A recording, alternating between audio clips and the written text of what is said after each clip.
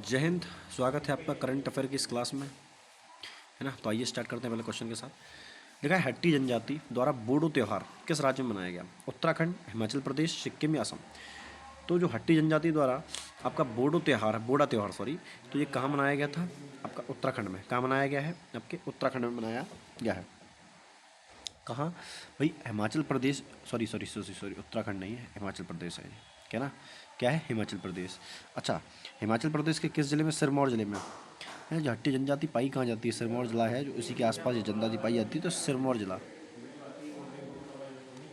जो सिरमौर जिला है आपका हिमाचल प्रदेश का, वहाँ पर पारंपरिक रूप से दिवाली के ठीक एक महीने बाद ही मनाई जाती है ना। इसे को हम बूढ़ी दयाली बोलते हैं। क्या बोलते हैं? बूढ़ी दयाली।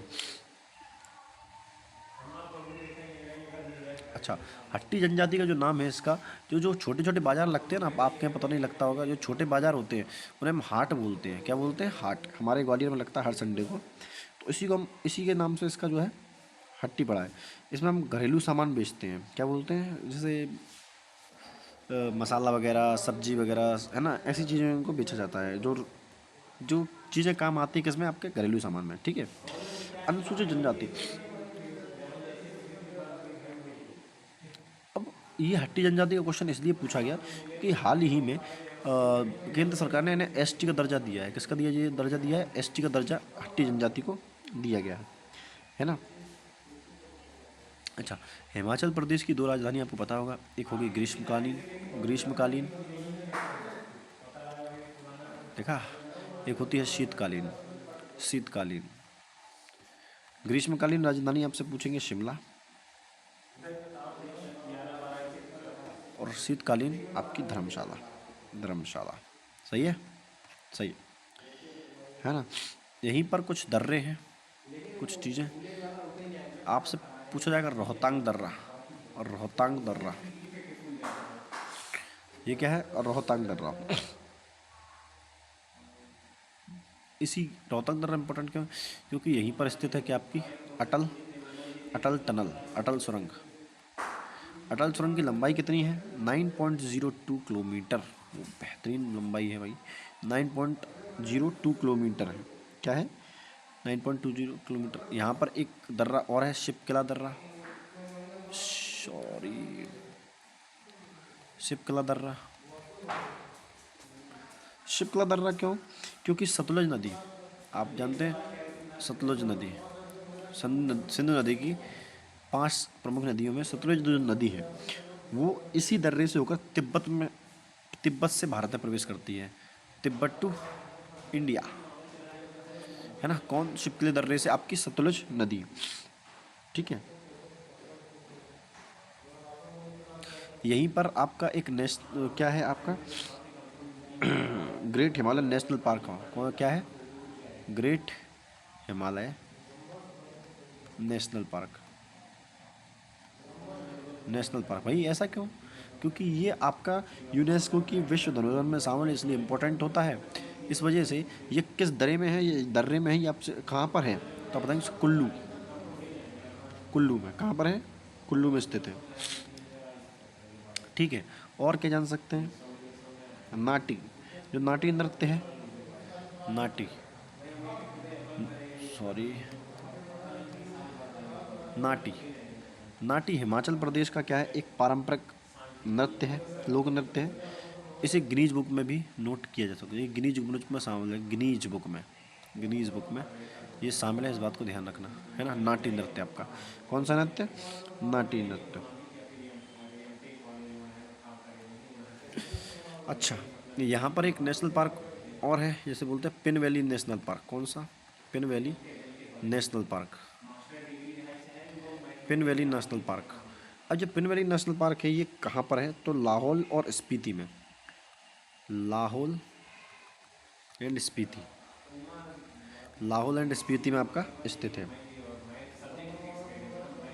यहीं पर आपका हिमाचल प्रदेश में आपका स्थित है केंद्रीय आलू संस्थान, केंद्रीय आलू संस्थान, आलू अनुसंधान, आलू अनुसंधान, अनुसंधान कहाँ पर स्थित है? कुफरी, यानी शिमला याद कर लो, कुफरी क्या याद करना, शिमला याद कर लो, हिमाचल आपके लिए काफ़ी है।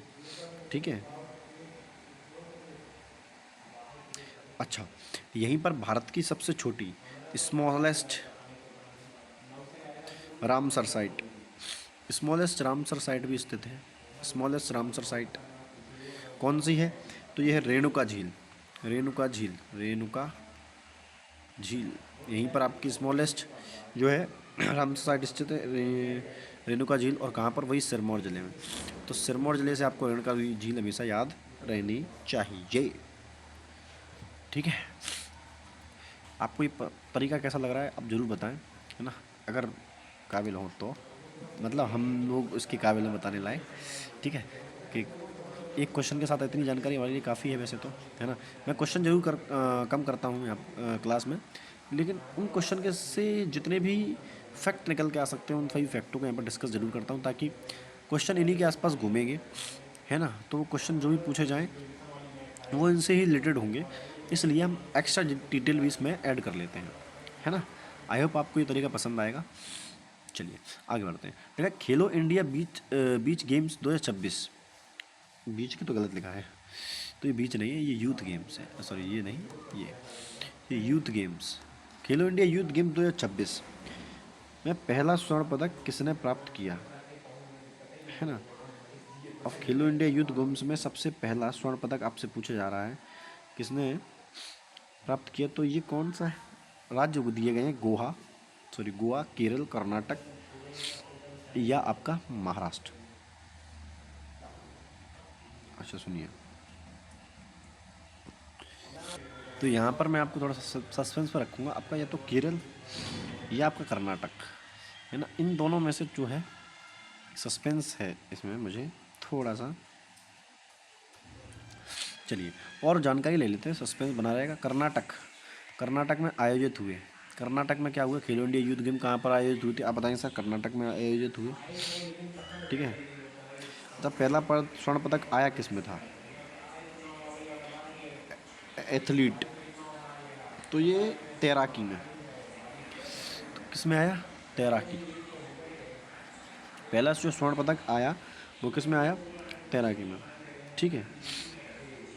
अच्छा, खेलो इंडिया की जो परिकल्पना है, ये युवाओं को खेल संस्कृति और पुनर्जीवित करने के लिए खेल मंत्रालय द्वारा क्या किया है? शुरू किया गया है। अच्छा, इसकी जो आयु सीमा है खेलो इंडिया यूथ की एज लिमिट है, ये अंडर 17 है। क्या है? अंडर 17 और अंडर 21 और अंडर 21, यानी अंडर 17 और अंडर 21 दोनों, है ना। अच्छा, इस खेल की जो शुरुआत है वो कब से होती है? तो 2020। कहाँ पर? उड़ीसा में। कहाँ से? उड़ीसा में। अच्छा, एक होते हैं खेलो इंडिया विंटर गेम्स, खेलो इंडिया खेलो इंडिया विंटर गेम्स। तो इनका आयोजन कहाँ पर होता है? तो इनका आयोजन अधिकतर कहाँ पर होता है? लद्दाख। कहाँ पर आयोजन किया जाता है? लद्दाख में जो है इनका आयोजन किया जाता है। खेल किसका? खेलो इंडिया यूथ गेम्स का। समझ गए? अच्छा, भारतीय खेल प्राधिकरण यानी SAI, भारतीय खेल प्राधिकरण SAI की स्थापना की बात करूं तो ये 1984 में हुई थी। कब होती है? 1984 में। इसका हेडक्वार्टर की मैं बात करूं, इसका हेडक्वार्टर है न्यू दिल्ली। कहाँ पर है दोस्त? न्यू दिल्ली में। कहाँ पर? न्यू दिल्ली। अच्छा, ओलंपिक, ओलंपिक की मैं बात करूं, ओलंपिक में ओलंपिक में पहला व्यक्तिगत स्वर्ण पदक,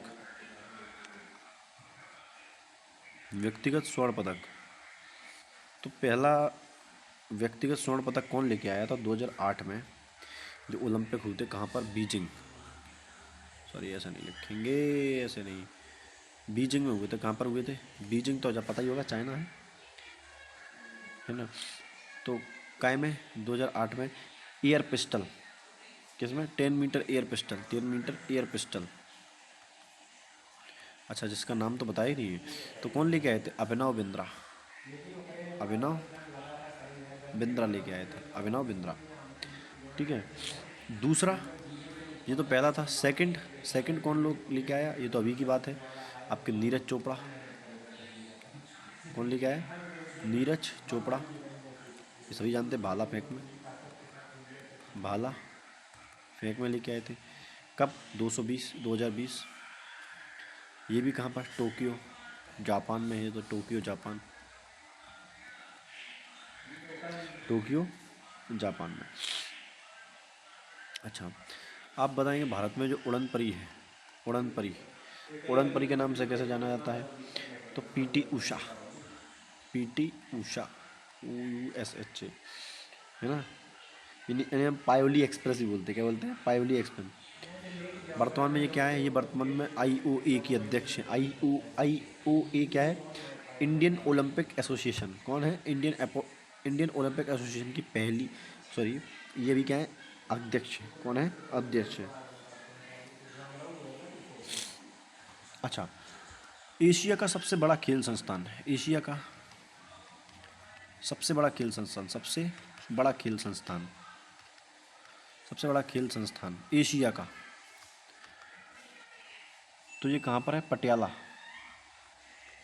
कहाँ पर है? पटियाला। आपका पटियाला तो आप जानते ही, पंजाब में है। इसका नाम क्या है? इसका नाम है आपका नेताजी सुभाष चंद्र खेल संस्थान, नेताजी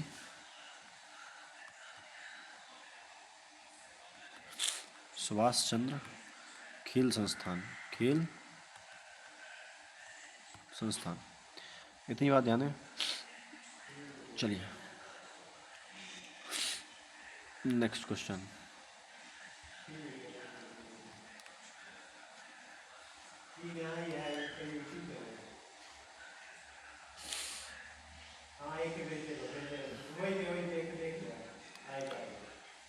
चलिए, भारत की पहली पूरी तरह से कागज रहित जिला अदालत का उद्घाटन कहाँ किया गया?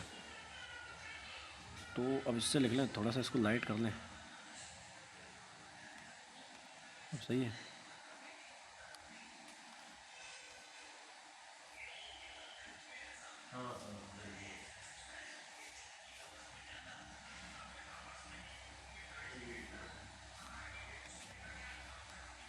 अब सही है, चलेगा। भारत की पहली पूरी तरह से कागज रहित जिला अदालत का उद्घाटन कहाँ किया गया? मुंबई, दिल्ली, चेन्नई या केरल? तो कहाँ पर है? केरल में किया गया। कहाँ किया गया दोस्त? केरल में। कहाँ किया गया? केरल में। यह डिजिटल गवर्नेंस और कोर्ट्स मिशन के तहत ये काम किया गया है, केरल के उच्च न्यायालय में। ठीक है। अच्छा, जो केरल उच्च न्यायालय का अधिकार क्षेत्र है, तो उस अधिकार क्षेत्र की बात करूं तो केरल का तो है ही, इस केरल के पास और किसका है? आपका लक्षद्वीप का। किसका है? लक्षद्वीप का अधिकार क्षेत्र भी किसके अंतर्गत आता है? केरल, केरल का जो उच्च न्यायालय है उसके अंतर्गत, है ना। लक्षद्वीप की बात करूँ, केरल की राजधानी तो आपको पता होगा, त्रिवेंद्रपुरम।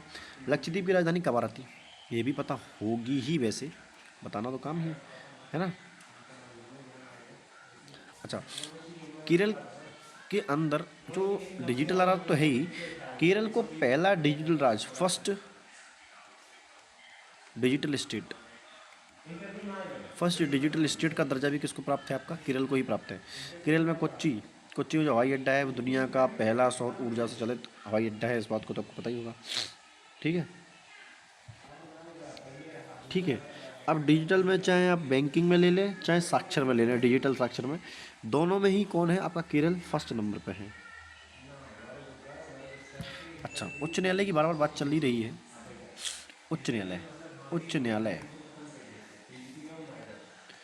तो भारत में पहला उच्च न्यायालय 1862 में खोला गया था, है ना। कहाँ पर? कलकत्ता, कलकत्ता में, है ना।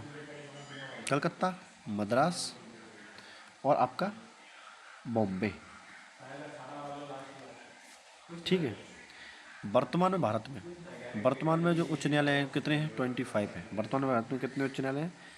25। आपसे पूछेगा 25वां कौन सा है, तो 25वां आप बताएंगे।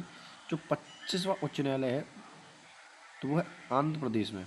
आंध्र प्रदेश में जो अमरावती, अमरावती उच्च न्यायालय, अमरावती उच्च न्यायालय, ये भारत का 25वां उच्च न्यायालय है ना। अच्छा, उच्च न्यायालय की जो मैक्सिमम ईयर है हाई कोर्ट के जो जज की, वो है 62 ईयर। अच्छा, ये तो उच्च न्यायालय के यानी हाई कोर्ट की है, हाई कोर्ट की। सुप्रीम कोर्ट के लिए 65 ईयर है। 65 ईयर कितनी है? 65 ईयर। ठीक है। अच्छा, उच्च न्यायालय और चाहे सुप्रीम कोर्ट हो चाहे हाई कोर्ट हो, इन दोनों ही कोर्ट को रिट जारी करने की जो है शक्ति प्रदान है।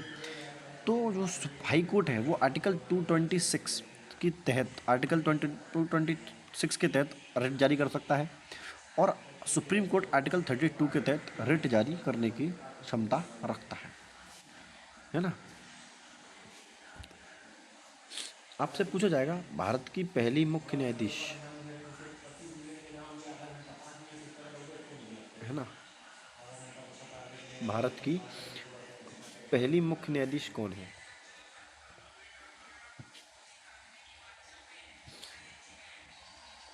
तो बताएंगे आप कौन थी? एक सेकंड रुकेंगे, क्या दिक्कत हो गई?